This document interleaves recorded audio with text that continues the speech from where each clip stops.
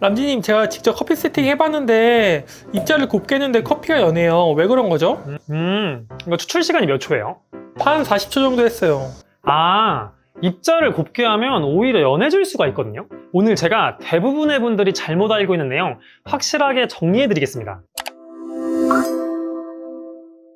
여러분 안녕하세요. 오늘은 많은 분들이 커피 분쇄도 조절에 대해 잘못 알고 있는 내용을 정리해드리겠습니다. 오늘 영상 내용 진짜 중요하니까 지금부터 집중해주세요. 여러분, 영상 시청 전 좋아요와 구독 버튼 한 번씩 눌러주시면 감사할게요. 여러분의 좋아요와 구독은 더 품질 높은 컨텐츠 제작에 아주 큰 도움이 됩니다. 그러면 우선은 매니저님이 세팅한 대로 제가 다시 한번 추출을 좀 해볼게요. 버디 그라인더를 사용을 하도록 하겠습니다. 똑같이.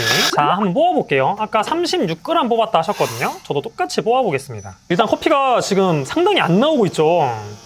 입자가 엄청 곱게 설정이 돼 있거든요.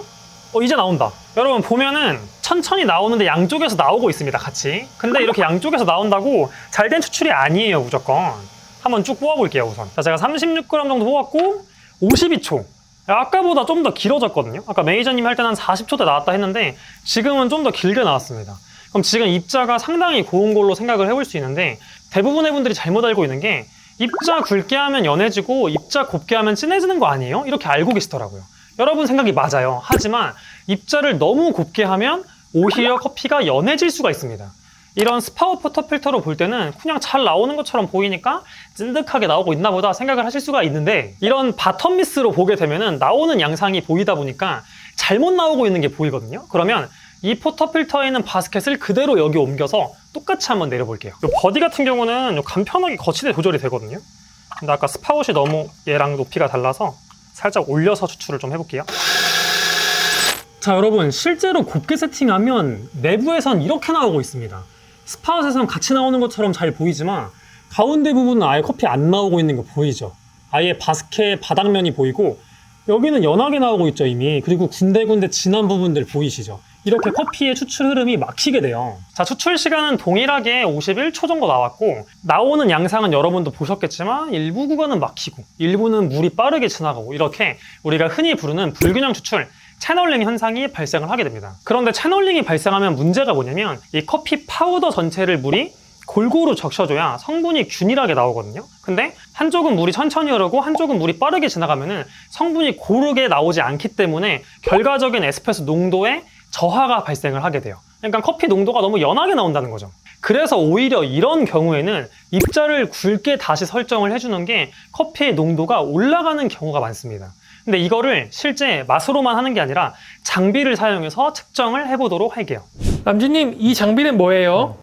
이거는 TDS 굴절계라고 부르는 장비거든요. 그러니까 여러분들이 쉽게 생각하면은 커피 농도 재주는 장비라고 생각을 해주시면 됩니다. 저희가 이제부터 이 장비를 사용해서 에스프레소 농도를 잴 건데, 하나 참고해 주실 게 있어요. 원래 에스프레소를 측정을 할 때는 필터지를 통해서 크레마나 지용성 성분을 조금 제거를 하고 측정을 하게 되거든요.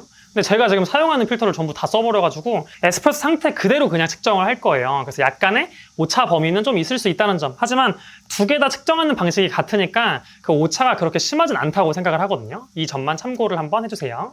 자, 여러분 측정을 할 건데 온도를 좀 낮춰줘야 되거든요. 처음에 뽑은 거는 지금 온도가 많이 낮아서 그대로 측정을 한번 하겠습니다. 이게 51초 나온 에스프레소입니다.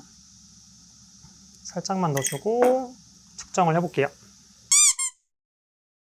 네, 여러분 저희가 측정을 마쳤고, 처음에 매니저님이 한 세팅, 입자를 엄청 곱게 해서 51초 나온 세팅은 지금 농도값이 9.47이 나왔고, 저희가 입자를 다시 굵게 풀어서 추출 시간은 30초 나왔거든요. 그리고 흐름은 정상적이었습니다. 정상 흐름을 했을 때는 9.77, 지금 0.3 차이가 나요. 그러면은 들으시는 분들 중에 뭐야 이게 0.3%밖에 차이 안 나? 얼마 차이 안 나네? 생각하실 수 있지만 이 커피 농도 0.3% 차이는 엄청 큰 차이입니다. 예시로 설명을 드릴게요. SC에서 제공하는 브루잉 컨트롤 차트라는 게 있거든요. 그건 뭐냐면 핸드드립 커피나 아메리카노 커피에서의 적정 농도를 표시해주는 차트가 있어요. 물론 그 차트 자체가 정답은 아니긴 하지만 어느 정도 맞는 부분이 있거든요. 그 차트를 보면 제일 낮은 농도값이 1.15, 제일 높은 농도값이 1.45로 표기가 되어 있습니다. 1.15랑 1.45의 농도값 차이는 0.3%죠. 지금 이 두 커피가 그 정도의 차이가 있다는 겁니다. 여러분들이 어떤 아메리카노를 드실 때 이 아메리카노 왜 이렇게 연해? 하는 커피와 아, 이 아메리카노 왜 이렇게 진해? 그 정도의 차이라고 봐주시면 돼요. 그러니까 차이가 정말 많이 나는 거죠. 그러면 실제 마셔봐가지고 농도차가 느껴지는지도 한번 얘기를 해드려 볼게요. 여러분 우선은 매니저님이 세팅한 입자 엄청 곱게 한 거 먹어볼게요. 그 다음 제가 추출한 좀 더 굵게 해서 정상 흐름을 만든 거 먹어볼게요.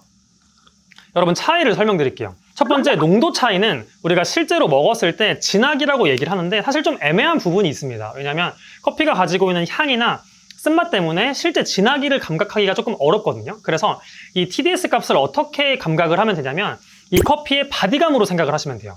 이 농도값이 낮으면 바디가 가볍고 이 농도값이 높으면 바디가 무겁거든요. 같은 추출량 전제하에서요. 지금 먹어봤을 때 이 입자를 곱게 해서 추출 시간이 길게 나온 농도값이 낮은 게 확실히 바디감이 가벼운 느낌이 납니다. 근데 채널링이 발생했기 때문에 끝에서는 엄청 기분 나쁜 쓴맛이 올라와요. 반면에 정상 흐름을 만든 이 에스프레소는 훨씬 더 무겁고 쫀득하고 뒷맛이 깔끔한 맛이 납니다. 이렇게 채널링이 발생하면 농도도 연하고 바디감도 가볍고 하지만 끝맛은 지저분한 맛의 커피가 나오게 돼요. 그래서 여러분들이 채널링을 항상 발생하지 않도록 조심을 해주셔야 합니다. 람쥐님, 그러면 SC에서 권장하는 대로 에스프레소를 무조건 30초 이하로만 뽑으면 되는 건가요? 아, 그거는 아니에요.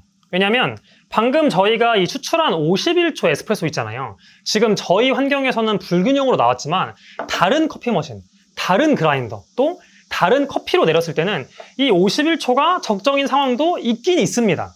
특히나 261 그룹헤드 머신이거나 내가 사용하는 머신에서 프리인퓨전 같은 거를 길게 준다. 이런 경우에는 정상 추출 흐름이 만들어져도 전체적인 추출 시간이 길게 나오는 경우도 많긴 하거든요.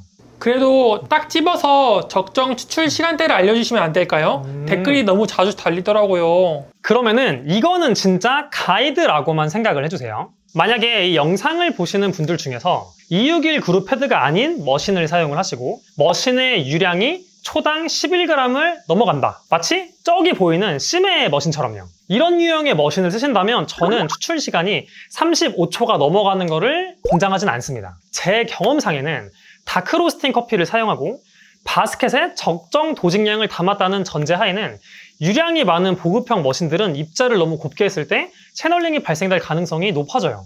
그래서 저희가 방금 한 51초나 또는 39초, 40초 이렇게 입자를 곱게 세팅하면 채널링 가능성이 높아지기 때문에 저 같은 경우에는 그보다 입자를 굵게 풀어서 34초, 32초 이렇게 설정을 하라고 권장을 드리고 있습니다. 물론 내가 만약에 그런 보급형 머신을 쓰는데 난 40초로 세팅했는데 커피가 너무 맛있더라 라고 하실 수 있습니다. 그리고 그 커피가 10잔을 뽑았는데도 계속 맛있게 나온다. 그러면 그렇게 하시면 돼요. 하지만 한 번은 엄청 맛있는데 그 다음엔 채널링이 나고 그 다음에 또 채널링 나고 그 다음은 살짝 맛있고 이런 식으로 추출이 불균일하게 이루어지게 된다면 저는 입자를 좀 더 굵게 해서 일관성을 담보하는 게 중요하다고 봐요.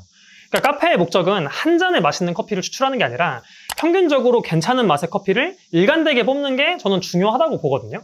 그래서 여러분들이 너무나 입자를 곱게 해서 채널링의 가능성을 높이는 것보다는 그보다는 조금 더 굵게 해서 추출 일관성 그리고 채널링을 방지하는 것을 목표로 잡으시는 게 좋다고 생각을 합니다.